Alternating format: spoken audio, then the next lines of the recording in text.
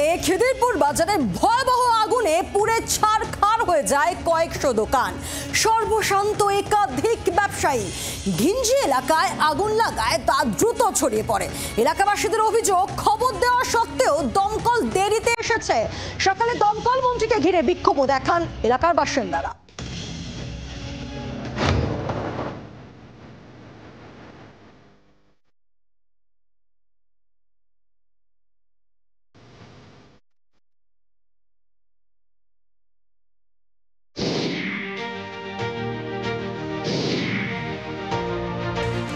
রবিবার মধ্যরাতের বিধ্বংসী অগ্নিকাণ্ডে ছারখার খিদিরপুর বাজার।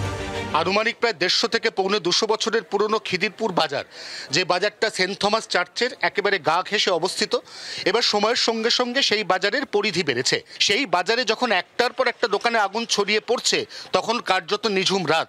অবশেষে দমকলের প্রথমে 2, তারপর 2, 4 এবং সব মিলিয়ে শেষ পর্যন্ত 20টা গাড়ি এসে 6 থেকে 6.5 ঘন্টার চেষ্টায় আগুনের ওপর প্রাথমিক নিয়ন্ত্রণ পেয়েছে।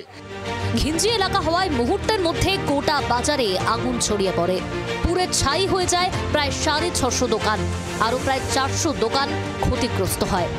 আগুন লাগার কারণ এখনো পর্যন্ত পরিষ্কার না হলেও একথা দিনের আলোর মতো পরিষ্কার যে খিদিরপুর বাজারে যে 1000 থেকে 1200 দোকান, তার মধ্যে অর্ধেকেরও বেশি দোকান এই মুহূর্তে এমনভাবে পুড়ে গেছে, সেই দোকান থেকে আর একটা জিনিসও বার করার কোনো উপায় নেই।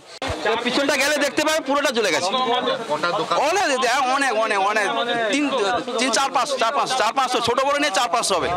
প্রাথমিকভাবে আগুন নেভানোর কাজে হাত লাগান স্থানীয় বাসিন্দারা, কিন্তু তাতে লাভ হয়নি। ঘটনাস্থলে পৌঁছে 20টি ইঞ্জিন। ব্যবসায়ীদের অভিযোগ, দমকল দেরিতে আসে। আগুন লাগার ঘন্টা 2 পর নেভানোর কাজ শুরু হয়, যার জেরে ছড়িয়ে পড়ে আগুন। যেভাবে বিধ্বংসী আগুন লেগেছিল রাত 1-1:30 নাগাদ, তারপর দমকলের আসতে কিছুটা দেরি হয় বলে স্থানীয় বাসিন্দা এবং ব্যবসায়ীরা অভিযোগ করছেন। টাইম দিয়েছিল না, অনেক লেট হয়, অনেক লেট। দমকল এসে দমকলে জল নেই, খালি ছিটছিট করে জল বেরোচ্ছে। আগুনের লেলিহান গ্রাসে সর্বশান্ত খিদিরপুর বাজারের একাধিক ব্যবসায়ী।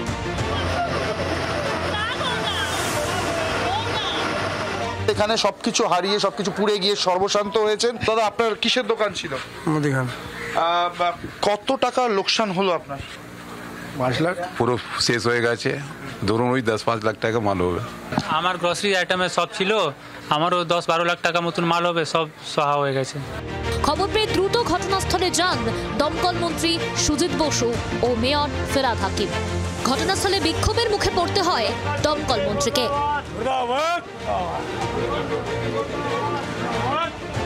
ব্যাপক অংশ জুড়ে আগুনটা হয়েছে, আর খুবই গিঞ্জি জায়গা, যে কাজ করবার মতো সুযোগ সেটাও খুব কম।